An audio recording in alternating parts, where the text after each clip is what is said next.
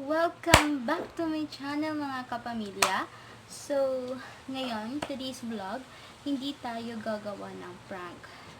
Kung napansin nyo, nag-post ako dun sa community line ko na naglagay ako ng selection para sa next vlog ko. So, majority wins one, pero hindi tayo ngayon sa next video ko na lang i-upload yung prank ko kasi alam niyo naman busy yung mga tao. Wala akong tao na ipa-prank dito except na lang sa baby ko yung nandito. So ganun na nga guys. So today's vlog, wag na tayo magpaligaw. Gawin natin is ang one recipe ng isang Pinoy. Yun yung Cheezzy Macaroni. So, no bake siya. Natin siya ng masarap. So, guys, I will teach you how to cook. Sa home lang to. So, simpleng ingredients lang din yung gagamitin natin doon. So, abangan nyo guys. You sing it, hey mama, don't stress your mind. We coming home. Before I forget guys, please subscribe to my channel below this video, and of course, you can comment your suggestion, anything na gusto nyong i-vlog ko for the next video, and of course, hit like if you like this video, and that's all. Thank you, and happy 8.9k subscribers na tayo guys. Ang bilis lang ninyo. So, everyday na dadagdagan yung mga katropa natin ng 100 plus to 400 plus subscribers. Tagal, mas lalaki pa yun. So, ayos. Ito na ang ating ingredients for Cheezzy Macaroni Pinoy Style. So, first, ito po ay cheese. Pwede po kayo pumili ng cheese na gusto ninyo, yung mga paborito nyong palaman na cheese. And, of course, flour. And, of course, yung macaroni natin. And also mantikilya. Dapat po dapat sana gamitin yung butter. Yung butter talaga. Pero optional lang naman po ito eh. Pwede di naman po kayo gumamit ng mantikilya kung walang butter. Kasi nagme-melt din.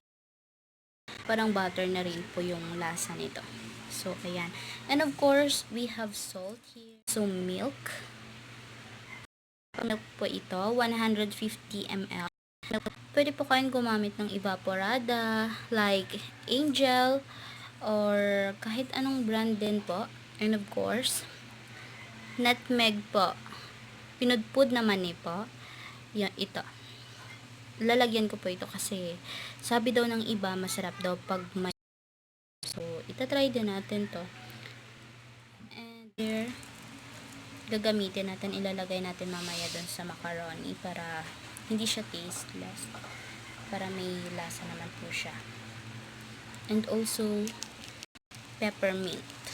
Ayan, binili ko lang po to sa tindahan, piso. Maliit lang naman po kasi yung ilalagay natin. And of course, natin spoon and luwag. Kaya yan po. Okay. First, magpapakulo tayo ng tubig sa casserole. Hintayin natin kumulo yan para ilagay natin yung ating macaroni. Guys, malapit na talaga siyang bumula. Ayan, magbo-boil na yan. For a few minutes, ilalagay na natin yung asin.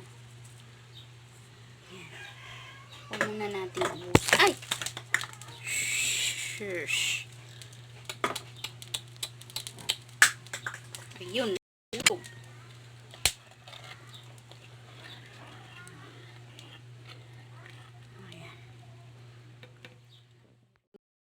macaroni.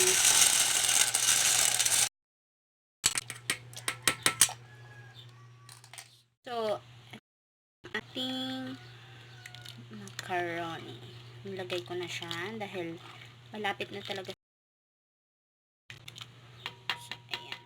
Kung magluluto kayo ng macaroni pasta, kailangan po talaga bantayan niyo po siya. Stir and bantayan niyo na maigi para yung pasta is hindi siya malata. Yung malata is ano ba? Yung malambot. Yung sobrang lambot siya na pag tusok man ng tinidor, ay, yun, wasak. So, bantayan nyo po ng maigi. So, macaroni natin. Ayan, paluto na siya. Ayan. Ayan, okay na yung timpla. Ayan. So, isasali na natin to. Isasala. Ayan. Okay na siya, diba? Ayan. Hindi naman siya malata. Yan po, yung hindi siya malata. Kaya, like sa sinabi ko kanina, bantayan nyo po ng maigi. Ayan. So, papatay na natin yung gasol. Isasala natin.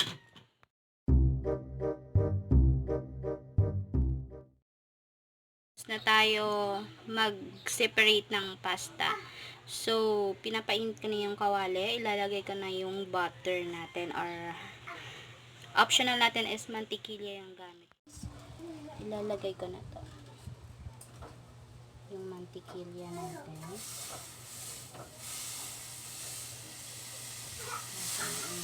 Oh.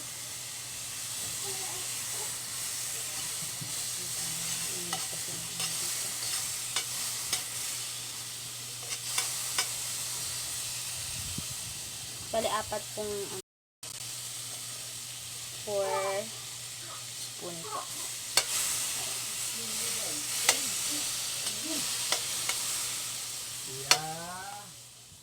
Na yung butter natin, guys. Ayan. So, next is hahalo natin yung harina. Spoon po din. 4 spoon din po nito. Ang harina.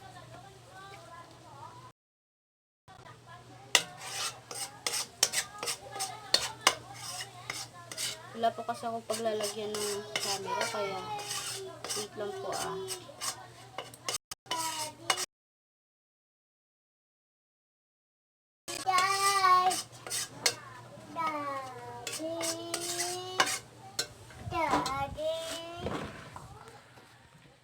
So, ayan po. Natin itong milk. Lalagay po natin.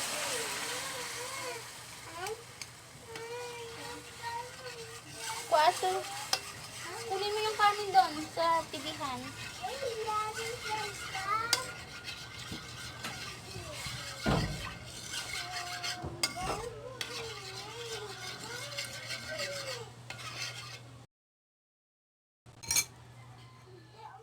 Ito na, guys. Parang ang lapot po. Parang tingnan niyo po yung ano niya. Parang may tinapay.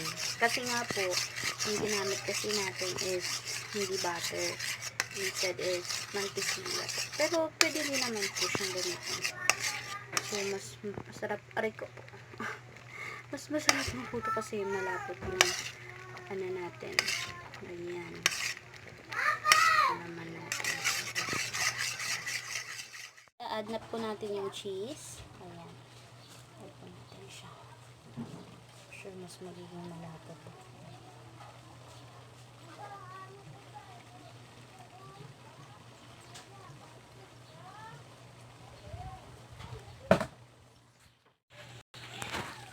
I-add ko na. Sobrang lapot nga po nito. Lalagyan ko na lang mamaya ng red pepper.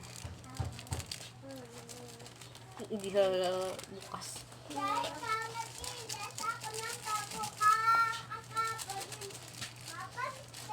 Ang kulit.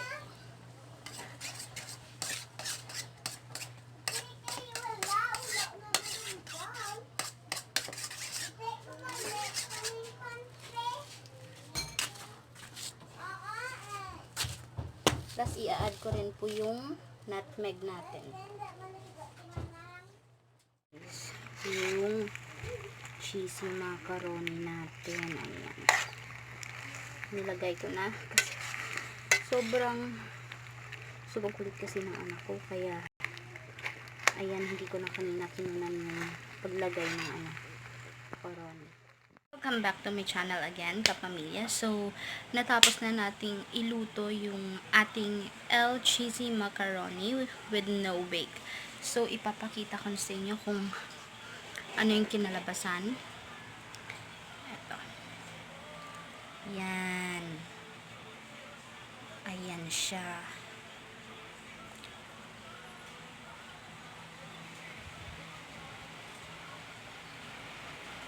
Alam nyo mga katropa, sobrang creamy niya. Yung lasa niya is saktong-sakto lang. Matatakam ka talaga, and yung lasa talaga niya is yung maaano mo talaga yung linamnam ng pinaghalong ingredients niya ng mga gatas, yung mantikilya, yun na nga, sobrang lapot at saka yung sarap din, sobrang masarap din yung cheese. Kaya ayan. Ito na nga po siya. Ayan siya. Ayan. Sobrang lapot ng cheese niya. Ayan po. Hindi siya medyo makita eh. Ayan, parang ito na nga guys. Ayan, titikman po natin to. Sample na po yan ng homemade Cheezzy Macaroni Pinoy Style. Makikita nyo po yung ayan, yung black pepper. Ayan. At yung nutmeg. Sarap yung mani. Kasi malinamnam din po siya.